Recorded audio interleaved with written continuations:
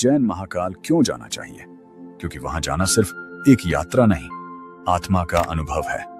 उज्जैन में स्थित श्री महाकालेश्वर ज्योतिर्लिंग भगवान शिव का एकमात्र ऐसा स्वरूप है जो दक्षिण मुखी है, जिसे काल, मृत्यु और भय पर विजय का प्रतीक माना जाता है। मान्यता है कि जो व्यक्ति महाकाल के दर्शन करता है, उसके जीवन से डर, नकारात्मक ऊर्जा और बाधाएं धीरे धीरे हटने लगती हैं। महाकाल के दर्शन से इंसान को यह एहसास होता है कि समय सबसे बड़ा सत्य है और जो शिव के शरण में है उसे काल भी छू नहीं सकता। यहाँ की भस्म आरती संसार में अद्वितीय है। श्मशान की भस्म से होने वाली यह आरती हमें याद दिलाती है कि अहंकार, मोह और शरीर सब नश्वर हैं, केवल शिव ही शाश्वत है। उज्जैन सप्तपुरी में से एक है जहां कहा जाता है कि एक पल का भी सच्चे मन से किया गया दर्शन जन्मों के कर्मों को हल्का कर देता है। जिनके जीवन में तनाव, भय, अस्थिरता या बार बार रुकावटें आ रही हों, उन्हें महाकाल के दर्शन अवश्य करने चाहिए। महाकाल सिर्फ मनोकामनाएं पूरी नहीं करते, वह इंसान को भीतर से बदल देते हैं। इसीलिए कहा जाता है, महाकाल के दर पर गया हुआ व्यक्ति कभी अकेला नहीं रहता। क्या आपने कभी सोचा है कि लोग महाकाल के दर्शन करने के लिए हजारों किलोमीटर क्यों चल पड़ते हैं? उज्जैन के महाकाल केवल एक ज्योतिर्लिंग नहीं, बल्कि समय के स्वामी हैं, जहां जाने से इंसान को यह एहसास होता है कि जीवन की हर पीड़ा, हर डर, हर अहंकार समय के आगे छोटा है। महाकाल के दर्शन उन्हें करने चाहिए जो जीवन में बार बार टूट चुके हैं, जो डर, नकारात्मकता, असफलता या मानसिक अशांति से जूझ रहे हैं, जो आगे बढ़ना चाहते हैं लेकिन भीतर से बंधे हुए हैं। कहते हैं कि जब कोई सच्चे मन से महाकाल के सामने खड़ा होता है तो उसका डर पीछे रह जाता है, आत्मविश्वास जागता है और सोच बदलने लगती है। क्योंकि महाकाल हमें मृत्यु का डर नहीं देते, बल्कि जीने की कला सिखाते हैं। दर्शन के बाद इंसान के भीतर एक अलग ही स्थिरता आती है। क्रोध कम होता है, धैर्य बढ़ता है और यह समझ पैदा होती है कि जो होना है स्वयं वही होगा, लेकिन डर के बिना। अब सवाल यह है, क्या आप महाकाल के बुलावे को महसूस कर पा रहे हैं? हर हर Mahadev. Good morning from Uttar Pradesh, ইউপিতে রয়েছি আমরা এখন। আজ হচ্ছে আমাদের উজ্জয়ন যাত্রার দ্বিতীয় দিনের এই ভোরবেলায় আপনাদের সকলকে শুভেচ্ছা একটা সুন্দর সকালের। সময়টা 1 মার্চ, ঘড়ির কাঁটা জানান দিচ্ছে সকাল 6টা। গতকাল 28শে ফেব্রুয়ারি 2026 দিনটা ছিল আমাদের যাত্রাপথের প্রথম দিন। আর আমাদের train Shipra express 22912 up superfast express, যেটা হাওড়া থেকে ছেড়ে ইন্দোর যায় প্রতি সোম, বৃহস্পতি আর শনিবার। তাছাড়া 22830 শালিমার ভুজ সুপারফাস্ট এক্সপ্রেস আর 19414 কলকাতা আমেদাবাদ এক্সপ্রেস, যেটা নাকি শনিবার করে দুটো ট্রেনই, একটা শালিমার থেকে আর একটা কলকাতা স্টেশন থেকে ছেড়ে ইন্দোরের পথে যায়। আমাদের যাত্রাপথের দ্বিতীয় দিন, ট্রেনেই চলছে সেকেন্ড ডে। সকালবেলাটা আমাদের ফার্স্ট এসে আমাদের পৌঁছালো ট্রেন মির্জাপুর। কো প্যাসেঞ্জারের মুখে চায় চুমু। हाय कर दो। और ये चाय में जो आदि अदरक का स्वाद है वो जा ही नहीं रहा है होठों से। होठों से जा ही नहीं रहा है। अगर होठों में लगी जाए तो क्या करे? वो उज्जैन जाने के बाद ही हटेगी। उज्जैन जाने के बाद ही। तुम्हें भी चाहिए क्या? চা হলে একটু ভালো হয়। তো दूध वाला अदरक का ये ना ना हम तो दूध वाले चाय।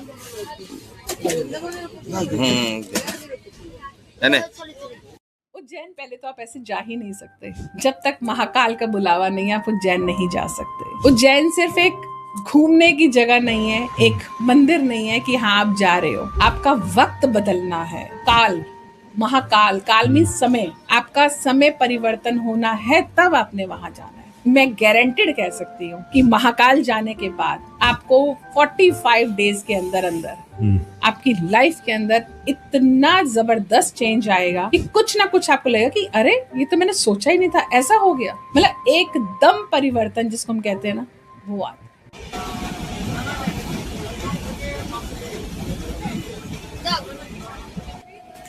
এখন শুধু খালি অপেক্ষা, অপেক্ষা ছাড়া আর কিছুই করার নেই। আর এই অপেক্ষাটা আমার একদমই পছন্দের না, কারণ শরীরটা পড়ে রয়েছে এই ট্রেনের বগির মধ্যে, কিন্তু মন ছুটে চলে গেছে কিন্তু সেই উজ্জয়নের পবিত্র ভূমি মহাকালের কাছে। शिव है, शिव एक नाम नहीं, शिव एक शक्ति है। और वो शक्ति जिसकी जरूरत ब्रह्मा को भी पड़ी, जिसकी जरूरत देवों को भी पड़ी, और जिसकी जरूरत विष्णु को भी पड़ी। আর এদিকে মাম্পি টুকটাক মুখ চালিয়ে যাচ্ছে, শুকনো চিড়ে ভাজার প্যাকেট ছিল সেটা খাচ্ছে। একটা কথা বলে রাখা ভালো, উজ্জয়ন আর ওমকারেশ্বর পাশাপাশি দুটো জ্যোতির্লিঙ্গ আছে, তো এইখানে কিন্তু পুরোপুরি নিরামিষ। এখানে আপনারা কোনো রকমভাবে কিন্তু কোনো আমিষ কিছু পাবেন না। আর তার জন্যই আমরা ঠিক করেছি যে এই ট্রেনেও যে আমরা খাবারটা খেতে খেতে যাব সেটাও আমাদের নিরামিষই থাকবে। আমরা বাড়ির থেকে খাবার করে নিয়ে গেছিলাম, আর এত দূরের জার্নি, তাই খাবারটাকে ঠিকভাবে বিবেচনার সাথে নেবেন, শরীর খারাপ হলে কিন্তু বিপদ।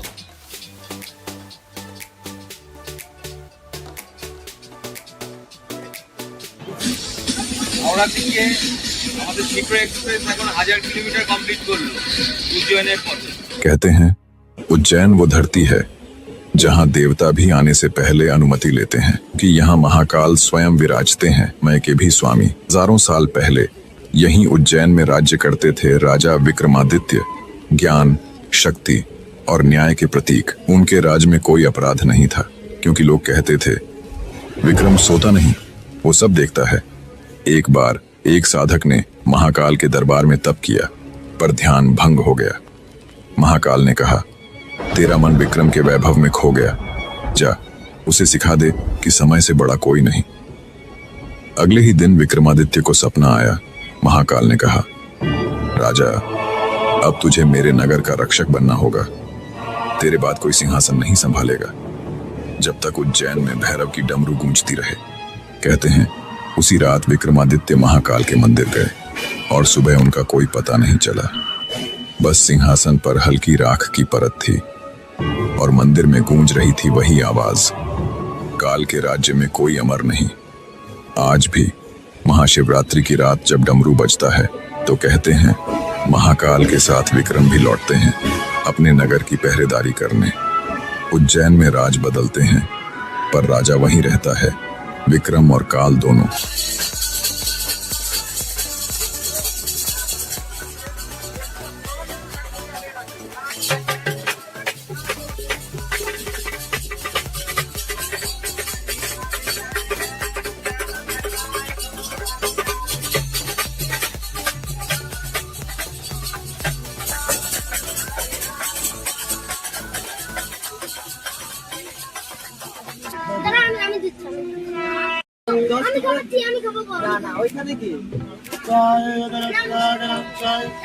আমি আবার ঘুরে যাচ্ছি, তোকে ডাকবো বলে সব মিস করে দিচ্ছি।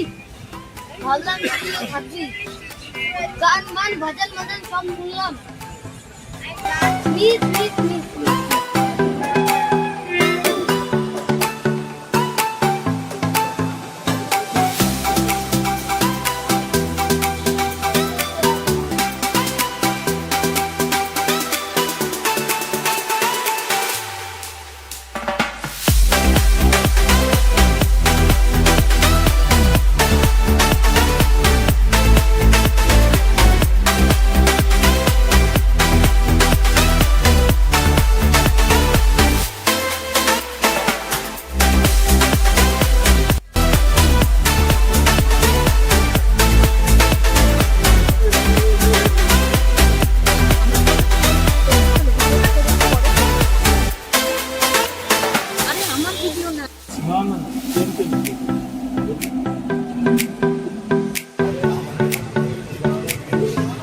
কত বড় রে ভাই ট্রেনটা, আমাদের থেকে তো বড়।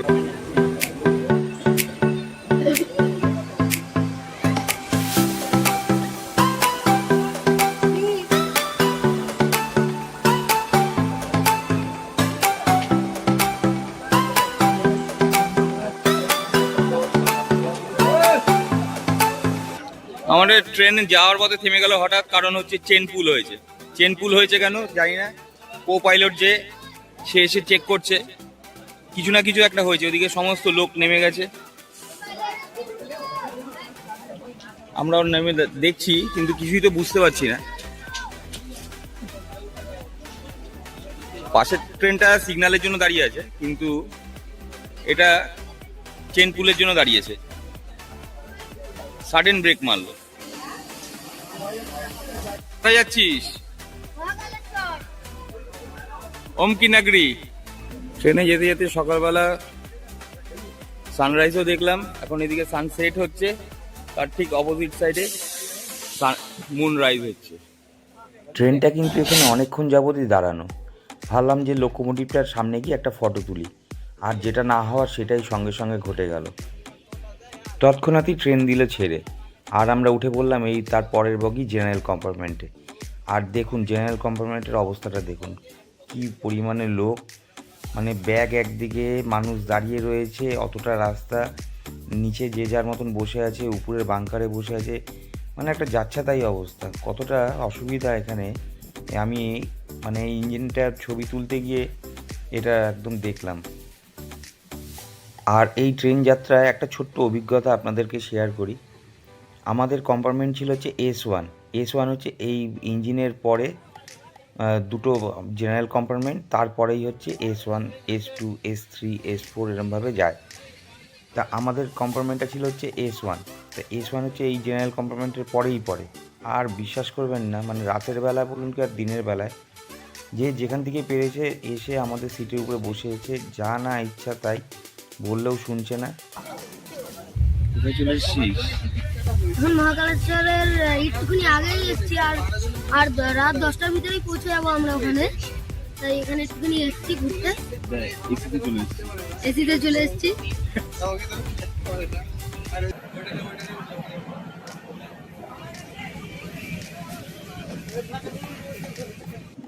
ফাইনালি আমাদের train 22912 up Howrah Indore express এসে এই উজ্জয়ন স্টেশনে পৌঁছলো।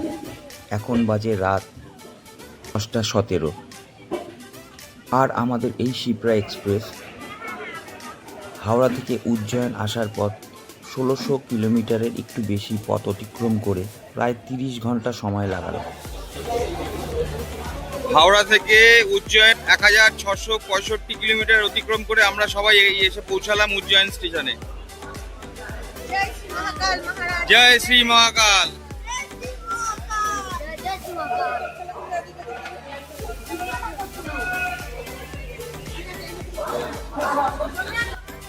আমাদের সকলেরই প্রত্যেকবার ঘুরতে যাওয়ার এটা একটা বিশেষ স্মরণীয় মুহূর্ত, যেটা আমাদেরকে সর্বদা মনে করিয়ে দেয় আসছে বছর আবার হবে। উজ্জয়ন স্টেশনে আমাদের ট্রেন 1 নম্বর প্ল্যাটফর্মে দাঁড়িয়েছিল। ওই যে ট্রেন দাঁড়িয়ে আছে, তা 1 নম্বর প্ল্যাটফর্মে যেখানে দাঁড়াবে সেখান থেকে একটু পিছন দিকে হেঁটে আসলেই এই টিকিট কাউন্টার, এবং টিকিট কাউন্টারের পাশেই বেরিয়েই এই গাড়িগুলো পাওয়া যায়। এবার আমাদের প্রথম কাজ হলো একটা ভালো দেখে হোটেল খুঁজে পাওয়া, কারণ আমরা হোটেল বুক না করেই এসেছি। আর এরকম গাড়িটা বড় একটা গাড়ি ভাড়া করা হয়েছে, এই ম্যাজিক গাড়ি যেগুলো, তার মধ্যে আমাদের পিছনের সকলেই বসে পড়েছে, আর আমি সামনে বসে আছি।